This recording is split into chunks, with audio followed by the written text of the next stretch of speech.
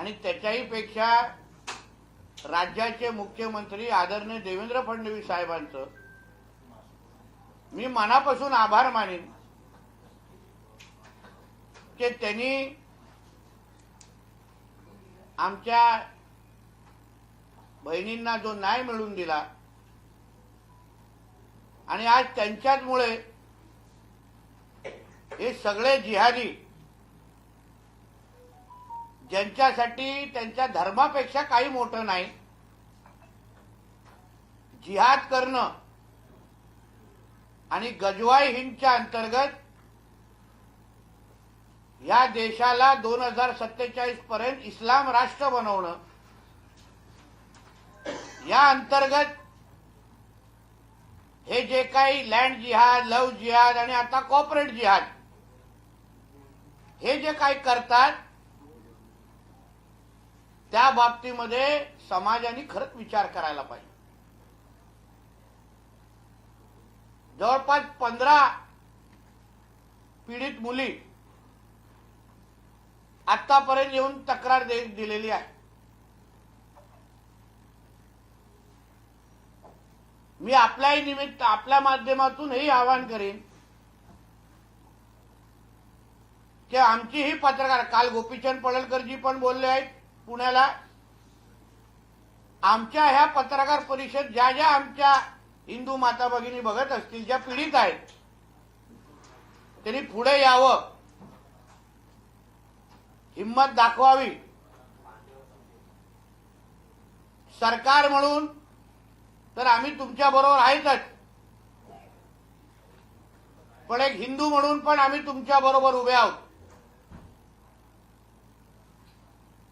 हे जिहादी तुमचं काहीच वाकडं करू शकत नाही, हे मी तुम्हाला आत्मविश्वासाने सांगतो. पण समाज म्हणून कधी आपण ह्याबद्दल विचार करणार आहोत की नाही? काल जेव्हा त्या जिहाद्यांना कोर्टामध्ये आणलं गेलं तेव्हा 600 लोक जमले, 600 लोक त्यांच्या समर्थनात. 600 की ह्यांच्यावर तुम्ही अन्याय करू नका. त्या याकूब मेननच्या अंत्ययात्रेला गर्दी जमते. हे जिहाद करणाऱ्या लोकांच्या, या मुलांच्यासाठी गर्दी जमते. तरी आम्ही भाईचाराबद्दल विचार करायचा, तरी आम्ही सर्व धर्म समभाव आहे असं बघायचं. मग आपल्या आपल्या धर्मामध्ये आपल्या धर्माची बदनामी करणारे अगर हे काही करंट लोक आहेत, त्याबद्दल आपण भूमिका घेणार आहोत की नाही? मग आपण कशाला त्यांच्या समर्थनात उतरतो? एका बाजूला जे काही खराडचं जे प्रकरण सुरू आहे त्याच्यामुळे जे काही हिंदू समाजाची काय बदनामी जी होते, आमच्या हिंदुत्वादी विचाराच्या सरकारने, आमच्या आदरणीय मुख्यमंत्र्यांनी धर्माधर्मामध्ये भेदभाव केला नाही. खराडच्या समर्थनात जेव्हा त्याला कोर्टात घेऊन जात असताना, पोलिसांकडे घेऊन जात असताना कुठले हिंदू समाजाचे लोक उतरले? काही 500-600 लोक जमा झाले. आता ह्या नाशिकच्या प्रकरणाच्या निमित्ताने कुठे गेले ते अब्बू आझमी? कुठे गेले ते जितुद्दीन? का थोबाड बंद करून बसलेले आहेत? कुठे गेला तो हैदराबादचा? कुठे गेली तिची हिरवी पिल्लावळ महाराष्ट्रामधली? का बोलत नहीं कि ये अगर हमारे धर्म के बारे में अगर कुछ गलत करते होंगे तो इनको भी सजा मिलनी चाहिए, हमारे धर्म का कोई भी बदनामी नहीं करना चाहिए. घ्या भूमिका, हिम्मत असेल तर. चांगल्याला चांगला म्हणा आणि वाईटाला विरोध करा.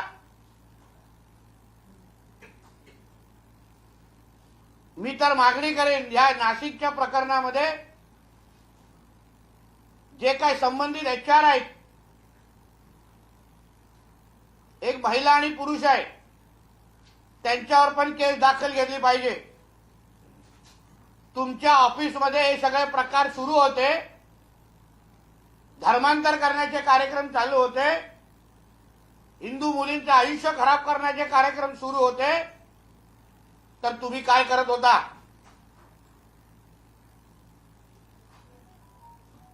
काही मुंबई असो, अन्य भागातले पण काही ऑफिसमध्ये असं काही वातावरण असेल, MNCs मध्ये असं काय वातावरण असेल, तर तरी पुढे यावं, भूमिका घ्यावी, माहिती पोलिसांकडे पोचवावी, हिंदुत्ववादी कार्यकर्त्यांपर्यंत पोचवावी. आमची जबाबदारी आहे. कोणाचाही पाकिस्तानामधला अब्बा आला तरी त्याला वाचू शकणार नाही, मी आता तुम्हाला सांगतो.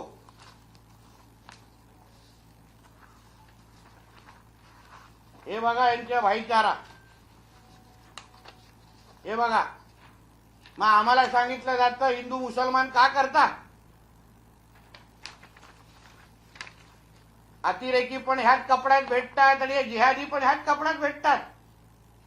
सगळेचे सगळे एकाच धर्माचे कसे?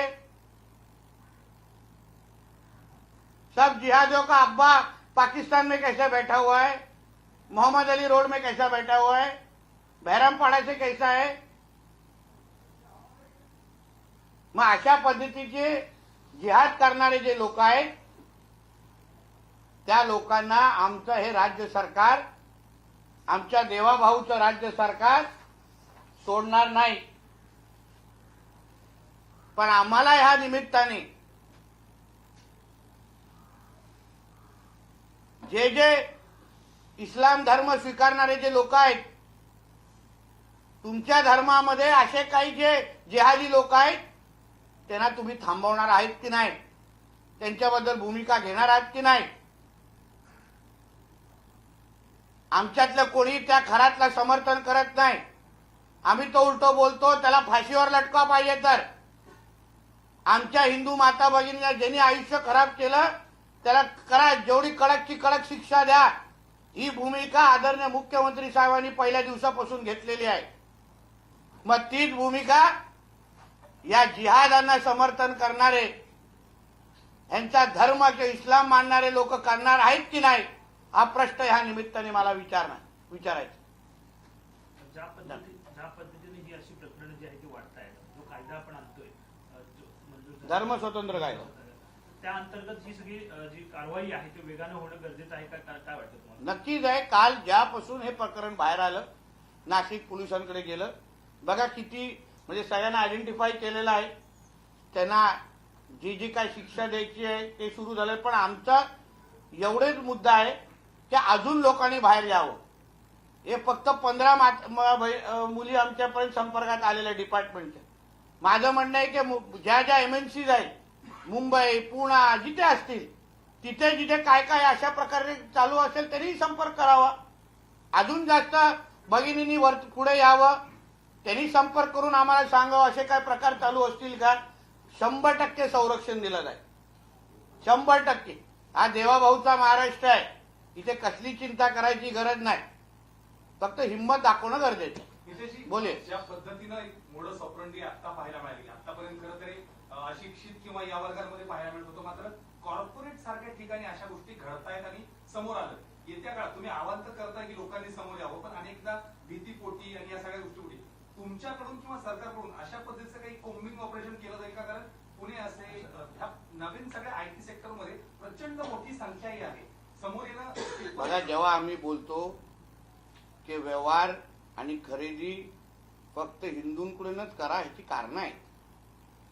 नोकऱ्यांना लावत असताना पण या MNCनी, या कंपन्यांनी काळजीपूर्वक लावलं पाहिजे. म्हणून मी बोललो त्या HR ची पण चौकशी, त्याच्यावर पण केसेस घ्या. कारण का या जिहाद्यांची डोक्यामध्ये 24 तास गजवाई हिंदच आहे, दुसरं काहीच नाही यांच्या डोक्यामध्ये. म्हणून जिथे जिथे ह्या पद्धतीचे प्रकार आहेत सगळीकडे चौकशी करणं ही आता काळाची गरज आहे. मग आता MNC मध्ये कोम्बिंग ऑपरेशन कितपत करू शकतो हे पोलीस खात्याच्या संदर्भात आहे. पण माझं म्हणणं आहे की हे जिहाद कशा कुठल्या बाबतीत करत नाही सांगा तुम्ही मला. खरेदीमध्ये करता, डिलिव्हरीमध्ये करता, त्यात आमचे किरीट भाई उचलतात ना डिलिव्हरी बॉयचा विषय, तो पण असाच आहे. प्रत्येक बाबतीमध्ये गजवा हिंदच्या अंतर्गत याला देशाला इस्लाम राष्ट्र बनवायचं, हिंदूंची संख्या कमी करायची, जिहाद करायचा. आज तर ह्यांच्या 24 तास कार्यक्रम आहे आणि म्हणून या हिरव्या सापानं ठेचण्याची गरज आहे. आम्ही बोलल्यावर या लोकांना मिरच्या लागतात, तेव्हा मोठी भाईचारा आठवणी देते. आमच्यातले काही लोक पोलीस स्टेशनमध्ये आमच्यासाठी बसतात. मग आता सांगा ना, मुंब्राच्या सभेनंतर जे काही केस टाकणारे आता जावा ना यांच्या विरोधात केस टाकायला, आम्हालाही बघून दे. तुम्ही ज्या पद्धतीने सांगितलं की जेव्हा कोर्टात नेले त्यावेळेस 600 लोक जमा झाली होती, यांना देखील या सगळ्या संदर्भामध्ये कारवाई केली? वॉच आहे ना, कुठले साशे जमले, कुठल्या मशिदीतून आले, हा कोण कोण मुल्ला मौलवींनी, त्यांना सगळ्यांवर लक्ष आहे. उलट साशे अजून बाहेर या बिळातून आमचं म्हणणं आहे, और बाहर आ जाओ ताकि हमारा काम आसान हो जाएगा. अकोल्यामध्ये सुद्धा असा एक प्रकार जो आहे तो समोर आलेला पाहायला मिळतो. त्याबद्दल नाशिकमध्ये तर अकोल्यातले जे वारंवार सगळी प्रकरणं जे आहेत ते समोर येतात. त्यासाठी तर राज्यामध्ये हिंदुत्वाचं विचाराचं सरकार आहे ना. विकासाच्या पेक्षा सुरक्षा. आज जिहाद संपवणं, जसं मी काल बोललो, जिहाद मुक्त महाराष्ट्र करणं. मग प्रत्येक ज्या ज्या क्षेत्रामध्ये जिथे जिथे जिहाद हे लोक करतायत त्या सगळ्यांपर्यंत आम्ही पोहोचणार. वक्त वक्त की बात है, सबको मिट्टी में मिला देंगे जिहाद करने वालों को. साहेब, कॉर्पोरेटमध्ये जॉईनिंग करताना एक सिग्नेचर घेतली जाते एम्प्लॉईज कडून की अशा प्रकारच्या पद्धत जर काही झालं तर तुम्ही पोलीस स्टेशनमध्ये जायचं नाही, सिग्नेचर करून घेतली जाते एचआर कडून. तर याविषयी तुम्ही काय? म्हणून तर एचआर नॉर्म्स आता बदलायची गरज आहे. म्हणून तर मी एचआर वर चौकशी करायची मागणी करतोय ना. कारण का ह्या एचआरच्या लोकांकडून काही प्रोत्साहन दिलं जाईल ना, दिलं जात असेल तर त्याची पण चौकशी झाली पाहिजे. मी तर ह्या कंपन्यांमध्ये काम करणाऱ्या हिंदू मुलांना पण सांगेन, तुम्ही पण लक्ष ठेवा भावांनो, काय चाललंय ते. तुमच्या नजरेसमोर या गोष्टी होत आहेत, आमच्या मुलींचं आयुष्य खराब करतात आणि तुम्ही काहीच बोलत नसाल तर मग तुमच्याकडून पण अपेक्षा नाही उरणार. विदेशी फंडिंग बद्दल प्रश्न आहे की हा जो काही गुन्हा घडला याच्यासाठी काही फंडिंग आलंय असं काही तुमच्या चौकशी सुरू आहे टप्प्याटप्प्याने. नाशिक पोलीस फार बारकाईने ही टेस्ट केस आहे, समजून घ्या. कॉर्पोरेट जिहादच्या निमित्ताने ही टेस्ट केस आहे.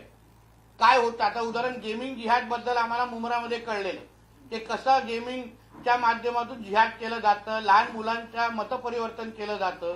तसंच ह्या बाबतीमध्ये त्यांना पैसे कोण, आता उदाहरण मी जसं तुम्हाला लव जिहादसाठी मुलांना मेनू कार्ड दिलं जातं की ह्या समाजाच्या मुलीला तू अडकवलं तर एवढं, या धर्माच्या मुलीला अडकवलं तर एवढं. तसंच ह्यांच्या मागे पैसे लावणारे कोण आहेत, पाकिस्तानमध्ये बसलेले अफवा, त्यांच्या सगळ्यांचा अभ्यास सुरू आहे. टप्प्याटप्प्याने सगळ्यांपर्यंत पोहोचणार. सर, या सगळ्या प्रकरणामध्ये तुम्ही एसआयटी संदर्भात स्थापना करण्याची काही मागणी वगैरे करणार? बघा, आमचे मुख्यमंत्री साहेब आणि आमचे पोलीस खाते याच्यावर फार बारकाईने काम करू नये. म्हणजे जेव्हा जेव्हा गरज भासेल, आता खऱ्याच प्रकरण आपण बोलायची काय गरज लागली काय, साहेबांनी स्वतःच एसआयटी लावली. तर म्हणून सरकार सतर्क असल्यामुळे ना त्याची चिंता करू नका. प्रवीण तोगडे यांनी जळगावमध्ये विधान केलेलं आहे. प्रवीण तोगडे यांनी जळगावमध्ये एक विधान केलेलं आहे की ज्या पद्धतीने शुक्रवारी नमाजला गर्दी होती त्याला प्रत्युत्तर हे मंगळवारी हनुमान चालीसाने देऊ आम्ही. हरकत नाही, प्रत्युत्तर द्यायचं असेल तर हरकत, फक्त नमाज कुठे पडता त्याच्यावर आहे. रस्त्यावर पडणं कोणाला परवानगी नाहीये, सार्वजनिक आहे. एवढा मग मस्जिदी बंद करून टाका. तुम्हाला मस्जिदीमध्ये करायचंच नसेल नमाज तर बंद करून टाका. रस्त्यावर यायचं असेल त्याच्याबद्दल आम्ही विचार करू, पण रस्त्यावर नमाज पडणं कोणालाच परवानगी नाही. तुम्हाला ज्या मस्जिदी दिल्या तिथेच करा, कोणाला काही हरकत नाही. प्रत्येकाने आपल्या धर्मामध्ये राहूनच करावं. नाहीतर आम्ही सगळे महाआरत्या करायला लागलो तर तुम्ही औषधाला पण सापडणार नाही. नाशिकमध्ये तुम्ही डायव्हर्ट नाशिकचा पुढे नाशिकचा मुद्दा महत्वाचा आहे. नाशिकमध्ये कुंभमेळा होऊ घातलेला आहे. सगळ्या देशाचं म्हणजे तिथं खूप गोष्टी बऱ्याच होत आहेत. एक नवीन पॉकेट टार्गेट केले असं म्हणायचं, कारण जिहाद करण्यासाठी हे लोक कुठल्याही क्षेत्रापर्यंत जाऊ शकतात. म्हणजे तुम्हाला आता कॉर्पोरेट घ्या, फूड डिलिव्हरी सिस्टम घ्या, गेम घ्या, कुठल्याही ह्याच्यामध्ये हिंदू समाज सतर्क राहायला पाहिजे, ही भूमिका असली पाहिजे. मग आम्ही हिंदू मुसलमान करणारे जे आमच्यावर आरोप होतात, मग हे जे काही जिहाद करणाऱ्या लोकांना जर तुम्ही थांबवणारच नसाल तर मग आम्ही हिंदू समाजाला जागृत करायचं नाही का, हा मुद्दा आहे. सदर कंपनीमध्ये विशाखा समिती स्थापन झालेली होती का? हा? महिलांच्या सुरक्षा संदर्भात एक विशाखा समिती असते त्या कंपनीमध्ये महिला सुरक्षेसाठी. ते आता त्या कंपनीला जाऊन विचार ना बाबा. त्याची मी आता त्या कंपनीमध्ये उद्या विचारायची ती कंपनी किती नफा करते तुम्हाला माहिती आहे का? ना आता कसं हा करणार? मुद्दा याच्याशी रिलेटेड हो असेल तर त्याची माहिती घेऊन सांगेन, मला आता त्याच्याबद्दल माहिती नाही. त्याची हा, बोल. उत्तर प्रदेशमध्ये असेच प्रकार होण्यासाठी हलाल जिहादचा कायदा 2 वर्षापूर्वी केला, तसं महाराष्ट्रात करायची गरज आहे हो. हलाल जिहाद, आता हलाल जिहाद किंवा हे लोक थुंकण्याशिवाय तुमच्या ते डिलिव्हरी बॉयचा जो विषय आहे ना, आता जे किरीटची उचलत आहे, तुम्हाला माहित नसेल जेवणामध्ये थुंकल्याशिवाय तुमच्या दरवाजावर डिलिव्हरी करूच शकत नाही तू. कारण का तोपर्यंत त्याचं ते काम अल्लापर्यंत जाणारच नाही.